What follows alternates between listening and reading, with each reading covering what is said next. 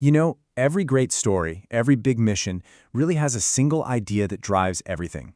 And this is the one. This is the phrase that sits right at the heart of the story we're exploring today.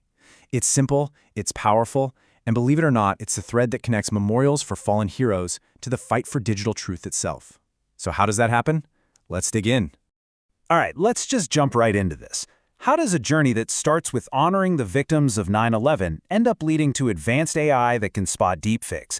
I mean, on the surface, those two things feel like they're planets apart. But today, we're going to connect the dots and uncover the single, unifying mission that's been powering this the entire time. So, where does this all begin? Well, believe it or not, it's not with code or algorithms. It starts with art. It all kicks off with the work of founder Keith DeCesare and his organization ArtAid, and its mission was grounded in something deeply, deeply human: healing. The whole idea, really, was to use art as a kind of first responder for the heart. In the face of absolute tragedy, ArtAid would create these public service artworks to honor uniformed officers, to support the families left behind, and to give entire communities something tangible to rally around for their grief and their respect. And wow, just look at the scope of this work. It was massive.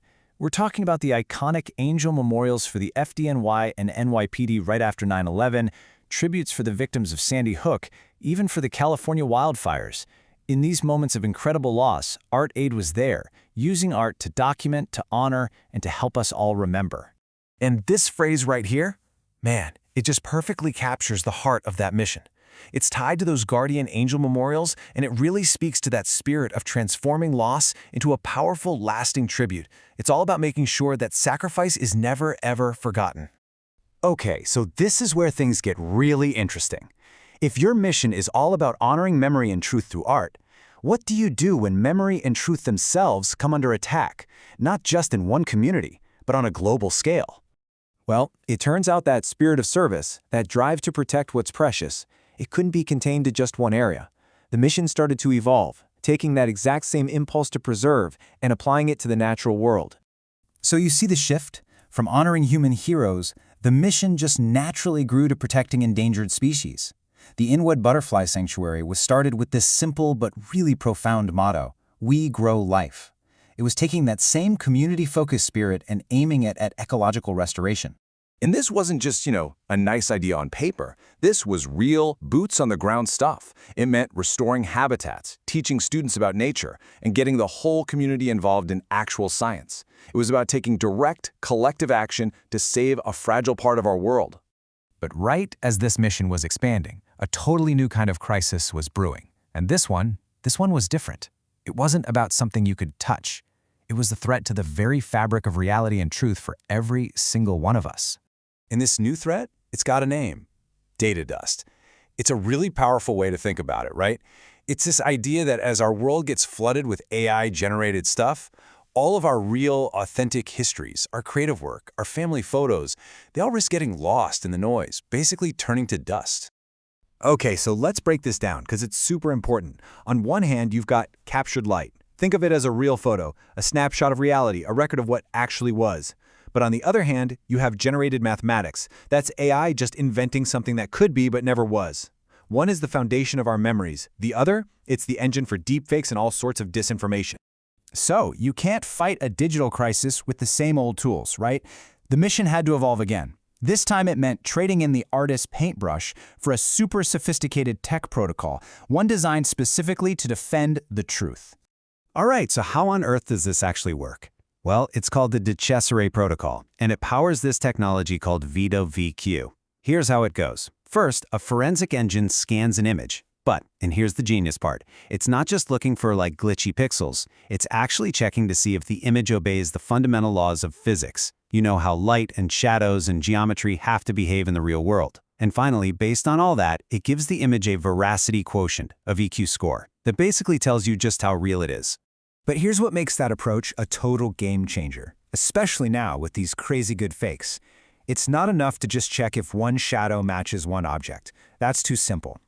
You have to check if the shadow, the object, every single light source, and all the textures make sense together, all at the same time.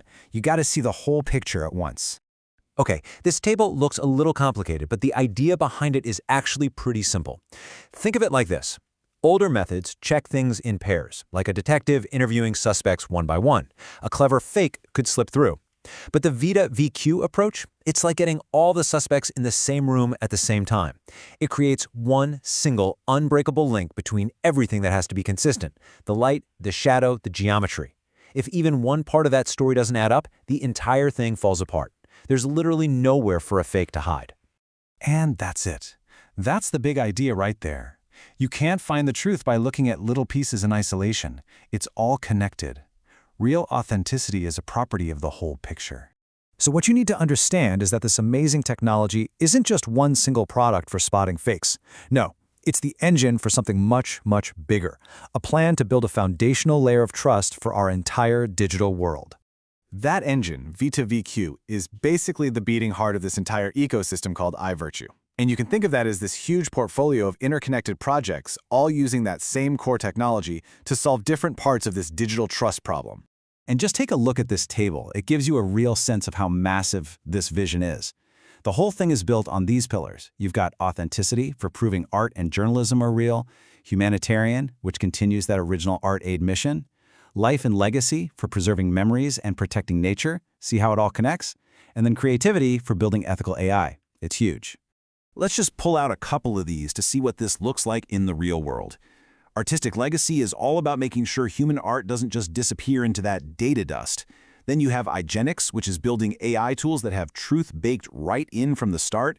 And Angel Memorials uses AI to help preserve the true, real stories of the people we've lost.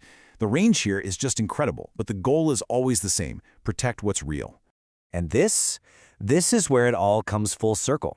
That first, deeply human mission from Art Aid to honor sacrifice and preserve memories. It never went away. It just evolved. It scaled up from protecting the memory of a few heroes to protecting the very possibility of memory and truth for all of us in this new digital age. So I want to leave you with this final thought. As AI gets better and better, to the point where it can create flawless fakes, what does it even mean to have something that is verifiably 100% real? The work we've looked at today seems to suggest that pretty soon, authenticity isn't just going to be a nice quality to have. It might just be the most valuable thing in the world.